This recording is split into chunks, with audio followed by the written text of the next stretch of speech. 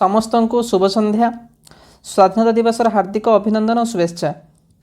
आज आम OSSC pharmacist और MPSW एग्जाम अगस्ट 3 तारिख समाप्त होता। तार आज कटअफ एक्सपेक्टेड कटअफ विषय डिस्कसन करवा, एनालिसिस भी करवा। अगस्ट 3 जो फास्ट शिफ्ट और सेकेंड शिफ्ट जो एग्जाम होता मोस्टली पिलामानଙ୍କର ओपिनियन अनुसार से मॉडरेट टू हार्ड थिला, किंतु देखला पर लगुच जो एग्जाम रे 50 to 60 question more than 50 to 60 question indirectly और डीपली आसी थाए सेटा मॉडरेटली हार्ड नुहे, सेटा मोस्टली हार्ड रे ही जीवो। तेणु आम से क्वेश्चन टाको हार्ड ही नहीं पारिबा, हार्ड कैटेगरी से क्वेश्चन निया जीवो।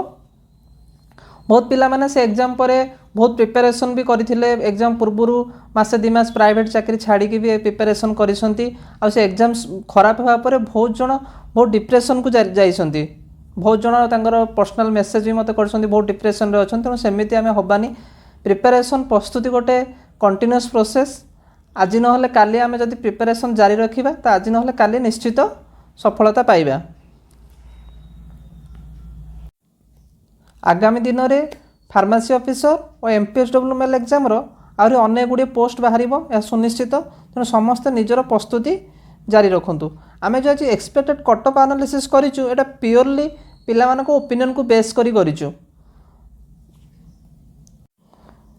फास्ट देखा MPSW मेल कौन आम पोस्ट के टोटाल नंबर ऑफ पोस्ट केते 1451 टोटाल नंबर ऑफ पोस्ट थिला। UR थिला 547 ऑन रिजर्व, SCBC 7 थिला, ST 635, SC 262 टोटल। एटा प्योरली फॉर मेल।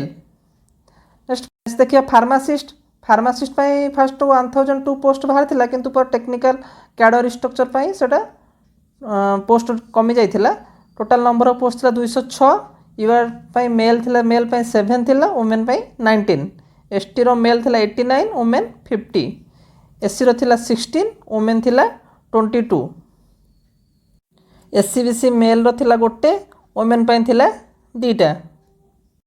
आम जदि 2020 रे होइथिबा OSSC फार्मासिस्ट रो कटअफ को देखिबा सेतेबेले UR मेल जाइथिला कटअफ अप्रोक्सीमेटली 49.25। UR वुमेन जाइथिला 43.25। SCBC मेल जाइथिला 48.75। सेतेबेले क्वेश्चन भी बहुत इजी थिला और पैटर्न भी बहुत भल थिला, से अनुसार कटअफ जाइथिला। एयर तो क्वेश्चन बहुत टफ अच्छी, पैटर्न भी बहुत प्रैक्टिकल बेस क्वेश्चन 25 था कि से अनुसार पैटर्न रे क्वेश्चन आसीनी। क्वेश्चन रो पैटर्न बहुत हार्ड थिला, से अनुसार कटअफ भी टिके डिफर करिवो, पोस्ट भी अधिका अच्छी। यदि आम एक्सपेक्टेड कटअफ एनालिसिस करवा पिलामानक ओपिनियन को बेस करिकी, तेबे UR pi mostly 44 to 50 approximately लगुच, 44 to 50 जीव। SCBC 0.25 मार्क डिफर करें। जमती कहली SC ST 30 to 35। Pharmacist case रे जो पोस्ट बहुत कम अच्छी, male 56 to 62,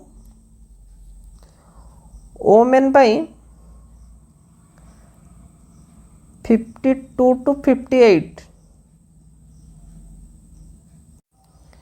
ST male women 30 to 35।